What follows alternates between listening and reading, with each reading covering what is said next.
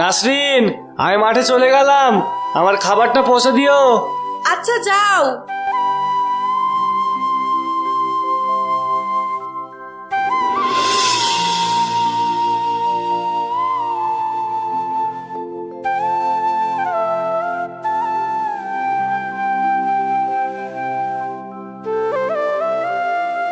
রাকেশ, একটু বাইরে বেরিয়ে আয় তো। কি হলো ভাবি, আমাকে কিছু বলছো? আসলে আজ তোর ভাই না খেয়ে মাঠে চলে গেছে, আর আসতেও দেরি হবে, তাই যাওয়ার সময় আমাকে বলে গেছে খাবারটা যেন পৌঁছে দিই। ও বুঝেছি ভাবি, কিন্তু আজ তো আমার একদম সময় নেই। কিছুদিন আগে চাকরির জন্য একটা ফর্ম ফিল আপ করেছিলাম না, আজ পোস্ট অফিস থেকে রেখেছে একটা চিঠি নেওয়ার জন্য। আচ্ছা ঠিক আছে, তাহলে আমি গিয়ে খাবারটা দিয়ে আসি বরং। আর তুই তাহলে সময় মতন খাবারটা খেয়ে বেরিয়ে যাস। ঠিক আছে ভাবি।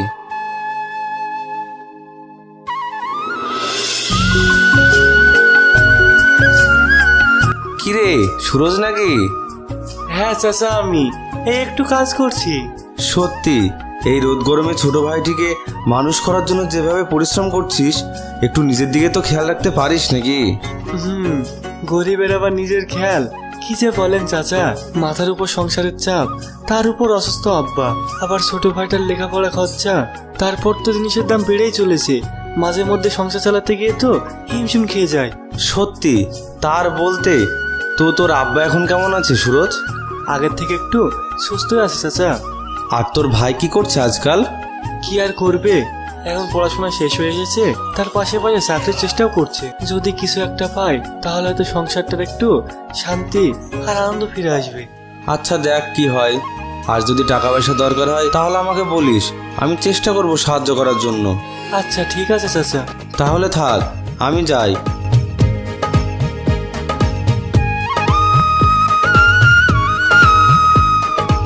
কিরে সুরজ, এখানে আয়।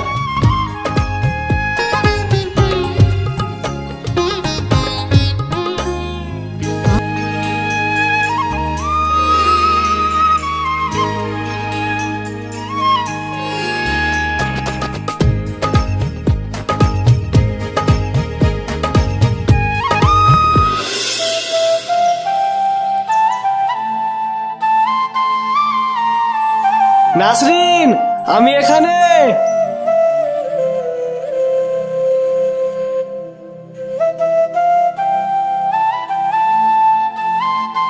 কি ব্যাপার, তুমি এলে?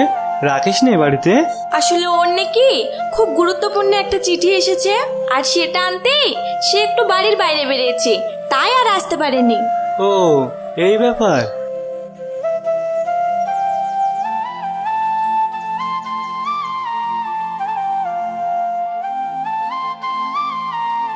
কি ভাই, তোমার বাড়ি থেকে এখনো খাবার পাঠায়নি নাকি? কই, এখনো তো কেউ এলো না। তাতে কি হয়েছে, আজ নয় আমাদের খাবারটাই খান।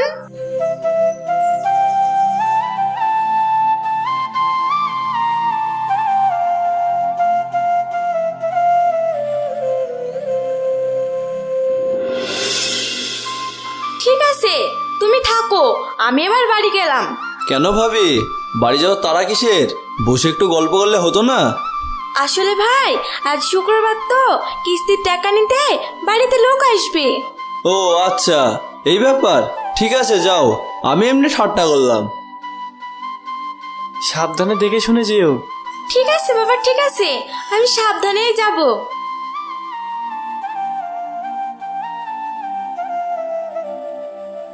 আচ্ছা ভাই, তুই এত পরিশ্রম করিস, ভাবি মেয়ে মানুষ হয়ে মাঠে খাবার নিয়ে আসে, তবুও কোনোদিন তোর ভাইকে তো মাঠে দেখি না। আসলে পড়াশোনা নিয়ে ব্যস্ত থাকে তো, তাই আর কি, সময় পাই না। এত কষ্ট করে খেয়ে না খেয়ে তোর ভাইকে পড়াচ্ছিস, দেখিস প্রধান সাহেবের ভাইয়ের মতো আবার তোর অবস্থা না হয়।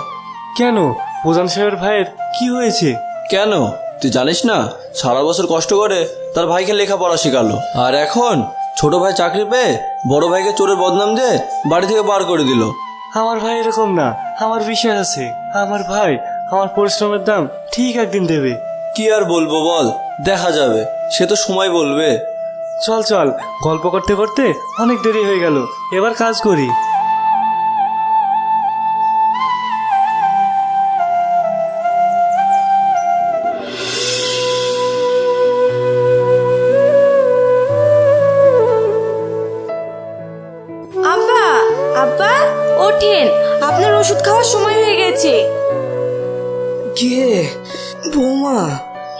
আব্বা, আমি ওষুধটা খেয়ে নেন।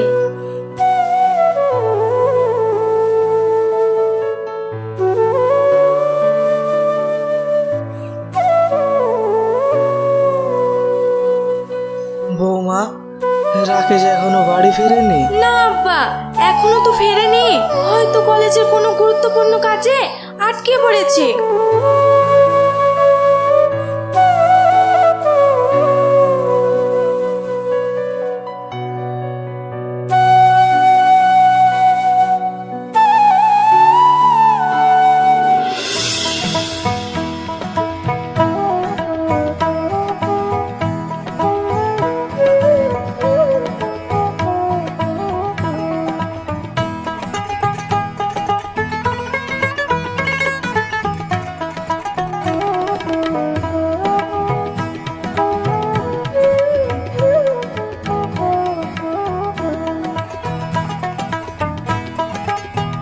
নাসরিন, রাকেশ এখনো বাড়ি ফেরেনি? না, এখনো আসেনি। এত দেরি তো কোনোদিন হয় না, তুমি একবার খোঁজ নিয়ে দেখেছো? হ্যাঁ, আমি একবার আরিফদারে গিয়েছিলাম। আরিফের মা বলল ওরাও কেউ বাড়ি ফেরেনি।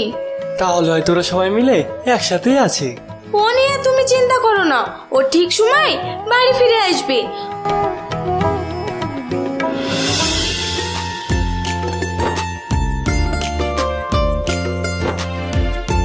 ওই তো রাকেশ বাড়ি চলে এসেছে। আয় আয়, তাড়াতাড়ি হাত মুখ ধুয়ে আয়, খেতে বস। সারাদিন তো মনে হয় কিছু খাসনি। সত্যি তুমি ঠিকই বলেছো ভাই, আমার খুব খিদে পেয়েছে। ভাবি তুমি খাবার বাড়ো, আমি এক্ষুনি হাত মুখ ধুয়ে আসছি।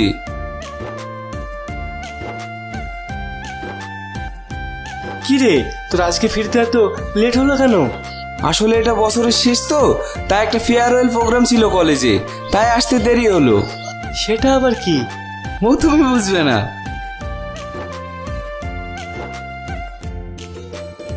ও ঠিকই বলেছে, আমরা মুখ্য সূক্ষ্ম মানুষ কিছুই বুঝি না।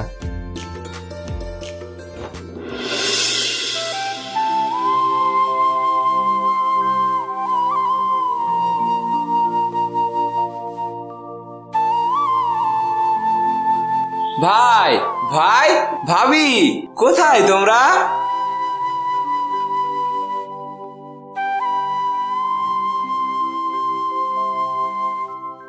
কি রে, কি হলো? এত চিৎকার করছিস কেন?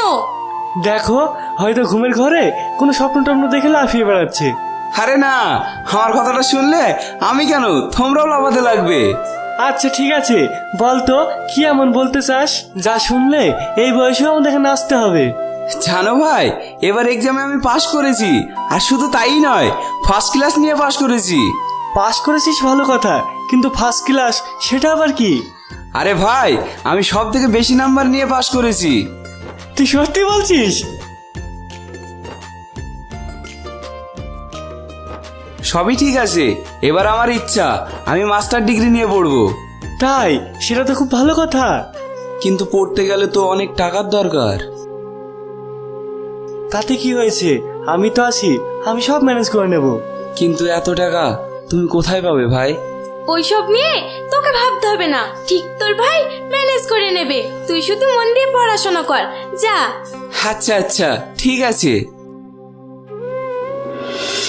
আমি তো তাকে সে কথা দিলাম, কিন্তু আমি এত টাকা কোথায় পাবো? কি হলো, তুমি এখনো ঘুমাচ্ছ না যে? আসলে ঘুম আসছে না তো, তাই আর কি।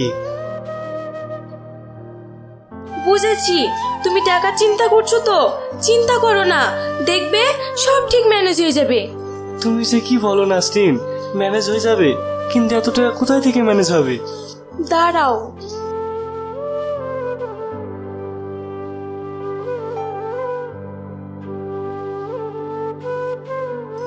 এই নাও, এই গহনাগুলো নিয়ে যাও, বিক্রি করে যত টাকা হবে সেগুলো তুমি রাকেশকে দিও। এটা কি বলছো নাসরিন? এটা হয় না, আমি তোমার গহনা বিক্রি করে আমার ভাইকে পড়াবো। তাতে কি হয়েছে, তোমার ভাইকে আমার ভাই না? আর তাছাড়াও এখন না হয় গহনাগুলো দিচ্ছি, পরে যখন তোমার ভাই চাকরি পাবে তখন না হয় তোমার ভাইয়ের কাছ থেকে সময় বুঝে নিয়ে নেব। লক্ষ্মীটি, তুমি আর না করো না। এত করে যখন বলছো তখন দিও। কাল সকালে বিক্রি করে টাকা এনে রাকেশকে দিয়ে দেব। আচ্ছা ঠিক আছে, এবার ঘুমিয়ে পড়ো।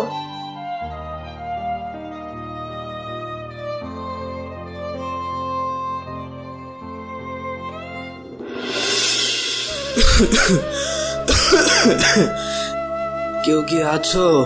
আমাকে এক গ্লাস পানি দাও। শরীরটা খুব খারাপ করছে আব্বা। হ্যাঁ বৌমা, শরীরটা খুব খারাপ করছে। আজ কয়দিন হলো ওষুধটাও ফুরিয়ে গেছে।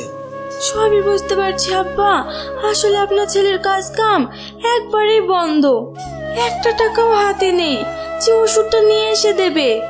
বলছি বৌমা, একবার ছোট খোকাকে বলে দেখো না, সে যদি দেয়। আপনি যখন বলছেন তাহলে না হয় আমিই বলবো।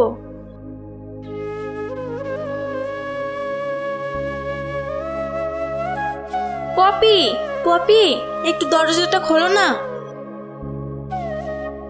কি হয়েছে, কিছু বলবে? রাকেশকে একটু ডেকে দাও না, ওর সাথে একটা কথা আছে। কি কথা আমাকে বলো। আসলে আব্বার শরীরটা খুব খারাপ তো, আজ কয়দিন হলো ওষুধ ফুরিয়ে গেছে। আর তোমার ভাইয়ের কাছেও কিছু টাকা পয়সা নেই। আব্বার ওষুধটা একটু এনে দিলে খুব ভালো হতো। তা না হয় বুঝলাম, কিন্তু ওই বা টাকা পাবে কোথায়? এখনো তো এই মাসের মাইনে পাইনি। এটাই তো মাসের শেষ। মাসের প্রথম যখন পড়বে তখন মাইনে পেলে নাই ভেবে দেখবো।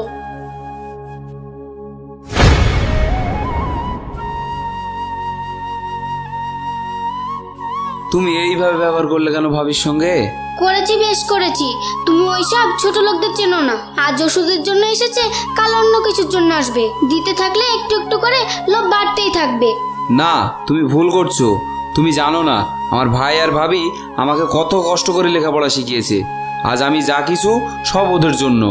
না, ওদের জন্য না। তুমি আজ যা কিছু নিজের যোগ্যতার জন্য। কি হলো বৌমা, কি বললো ওরা? টাকা দিলো? আসলে রাকেশ বলল এই মাসের তো এখনো মাইনে পাইনি, এই মাসের মাইনে পেলেই দেবে। বুঝেছি, আমাকে আর কিছু বলতে হবে না, আমি সব বুঝি। বয়সটা তো আমার এমনি হলো না।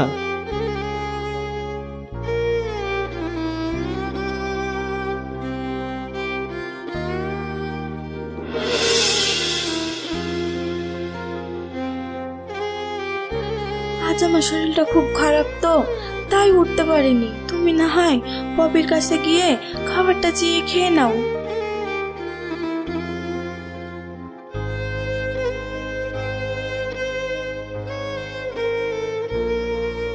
পপি, আমাকে কিছু খেতে দাও। খেতে দেবো, কিন্তু কি খেতে দেবো? কেন, ঘরে যা আছে সেটাই দাও। ঘরে কোনো খাবার নেই। তুমি রান্না করনি? না করিনি, মরণ দশা, খেয়ে দিয়ে কাজ নেই। ওদের জন্য আমাকে হাত পুড়িয়ে রান্না করতে হবে।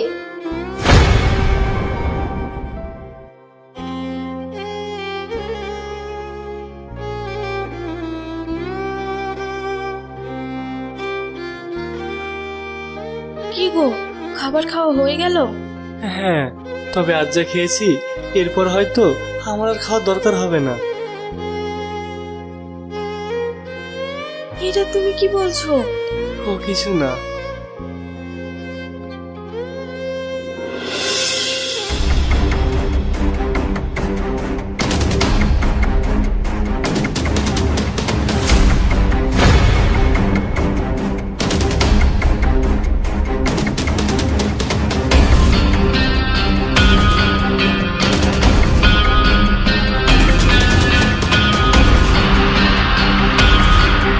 ভাই, ভাবি, বাইরে বেরিয়ে এসো। কি হলো রে, এইভাবে চিৎকার করছিস কেন? তুমি আমার বউকে কি বলেছো? আমি কই কিছু না তো। কিছু না, ও শরীরটা খারাপ করছে তাই ও রান্না করতে পারেনি, সেই জন্য তুমি ওকে কথা শোনাবে? শরীর শরীর তো আমার খারাপ। তোমার শরীর খারাপ করলে কি আমার শরীর খারাপ করতে পারে না? কেন, তোমার কি নাসরিন এই কথা একবারও বলেছে? দেখেছো দেখেছো, তোমার সামনে এমন করছে। সত্যি আমার ভাবতেও ঘেন্না করছে। তুমি এরকমটা করতে পারলে? এত হিংসা তোমার? আমি না তোমার ছোট ভাই? হিংসা? আমি তোকে হিংসা করি? ছোট থেকে নিজে না খেয়ে আমি তোকে খাইয়েছি। তুই কিসে ভালো থাকবি? তুই কিভাবে পড়াশোনা করবি? সবসময় তো তোর কথা ভেবে গেছি আমি আর তোর ভাবি। আর সে আমি কি না তোকে হিংসা করবো? তুই ভাবলি কি করে এই কথাটা? হ্যাঁ হ্যাঁ, হিংসা করো। এতদিন পপি আমাকে বলতো, কিন্তু আমি বিশ্বাস করতাম না। আজ সেটাও নিজের চোখে দেখলাম। বাহ রাকেশ বাহ, যে ভাই কি না ছোট থেকে তোকে এত কষ্ট করে মানুষ করলো, আর তার ফল তুই কি না এইভাবে দিলি। তুমি চুপ করো, যা তুমি বোঝো না সেই নিয়ে কথা বলো না। বাহ রাকেশ, সে ছোট থেকে তোমাকে এই 2 হাত দিয়ে কষ্ট করে মানুষ করে আজকে তার প্রতিদান এইভাবে দিলে। শোনো, আমি তোমাদের অত কথার মধ্যে নেই। আজই আমি বিচার ডাকবো। বিচার ডেকে এই বাড়ি ভাগ করার ব্যবস্থা করব। দেখেছো নাসরিন, যে হাত দিয়ে এত কষ্ট করে ভাইটাকে মানুষ করে তুললাম, এই বাড়িতে একটু সুখ আর আনন্দ দেখার জন্য আজ সেই ভাই কিনা বাড়ি আলাদা করার কথা বলছে।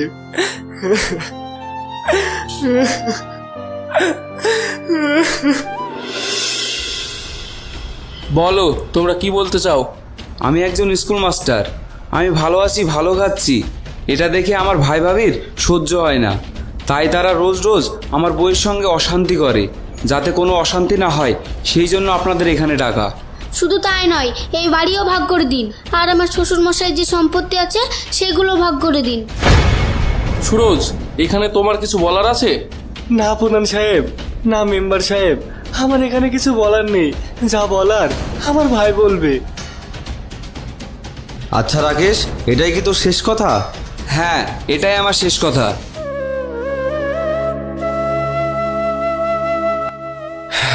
হায় রে দুনিয়া, হায় রে শিক্ষা।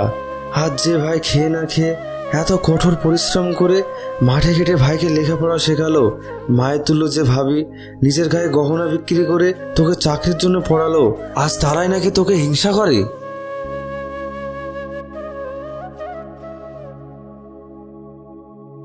আসলে কি জানিস মুকলেশ, হিংসে সূর্যের মনে নয়, যদি থেকে থাকে সেটা হলো বিবেকহীন একটা মন, যেটা রাকেশের মধ্যে আছে। এটা আপনারা কি বলছেন? আমি কষ্ট করে পড়াশোনা করেছি, তাই চাকরি পেয়েছি। হ্যাঁ, ও ঠিকই বলেছে, ও চাকরি ওর যোগ্যতায় পেয়েছে। তুমি চুপ করো। যদি যোগ্যতার জন্য মানুষ চাকরি পেত, তাহলে আর এই দেশের হাজার হাজার বাপ মা তাদের সম্পত্তি বিক্রি করে কঠোর পরিশ্রম করে ছেলে মেয়েদের পিছনে টাকা ঢালতো না। শোনো, চাকরি পেতে হলে যেমন যোগ্যতার দরকার আছে, ঠিক তেমন টাকারও দরকার আছে। শুধু যোগ্যতাতেই সব কিছু হয়ে যায় না। দেখ রাকেশ, তুই একটি স্কুল মাস্টার, যে নিজের বউকে শিক্ষা দিতে পারে না, সে আবার বাইরে ছাত্রছাত্রীদের কি শিক্ষা দেবে?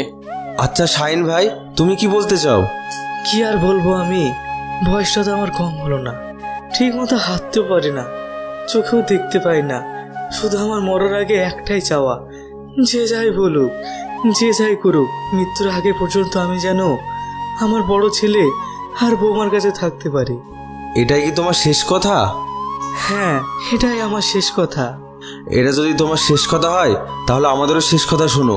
তোমাদের দুই ভাইয়ের বাড়ি তোমরা আলাদা করে নেবে, ঠিক আছে, কিন্তু সম্পত্তির কোনো ভাগ তুমি পাবে না।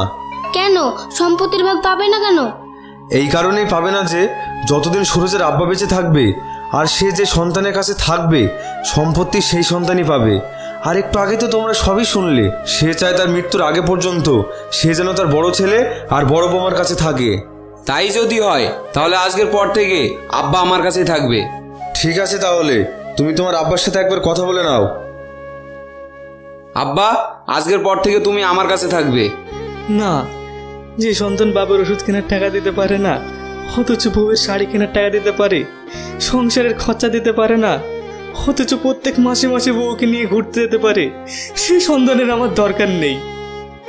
এটা তুমি কি বলছো? আমি সংসার খরচা দিই না? মানে আমি তো প্রত্যেক মাসে মাসে সংসার খরচা, তোমার ওষুধের খরচা পপির হাতে তুলে দিই। হয়তো দিস, কিন্তু সেটা আমাদের সংসার পর্যন্ত পৌঁছায় না। দেখেছিস রাকেশ, হিংসাটা তোর ভাই ভাবির ভিতর না, হিংসাটা তোর বইয়ের ভিতরে। সত্যি আমার তো ভাবতেই অবাক লাগছে রাকেশ, যে ভাই ভাবি তোকে ছোট থেকে এইভাবে মানুষ করলো, তাদের কথা বিশ্বাস না করে তুই এই মেয়েটিকে বিশ্বাস করে তাদের সঙ্গে এত বড় খারাপ ব্যবহার করলি। আমাকে ক্ষমা করে দাও ভাই, না জেনে আমি অনেক বড় ভুল করে ফেলেছি। পাগল ছেলে একটা। আয় আমার বুকে আয়, তোর স্থান কোনো সময় পায়ের নিচে না, সব সময় আমার বুকে।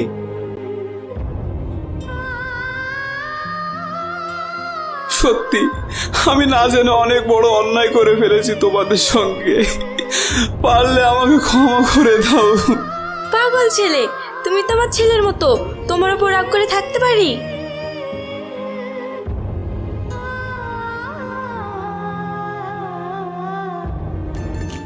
এই তো তোমরা সবাই সবার নিজের নিজের ভুলটা বুঝতে পেরেছো, এটাই অনেক। সংসার করতে হলে নানা রকম সংগ্রামের মুখোমুখি হতে হয়, আর সেটাকে জয় করতে পারলেই সংসার সুখে হয়। নিজের ভুলগুলো বুঝে নিজেরা নিজেদেরকে ক্ষমা করে একসাথে মিলে গেছো, এটাই অনেক। আর এইভাবেই সারা জীবন ভালো থেকো।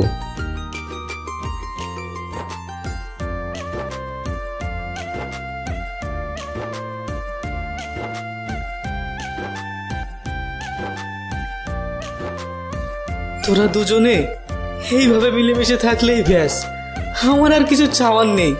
এর থেকে বড় পাওয়া আর কি আছে বল।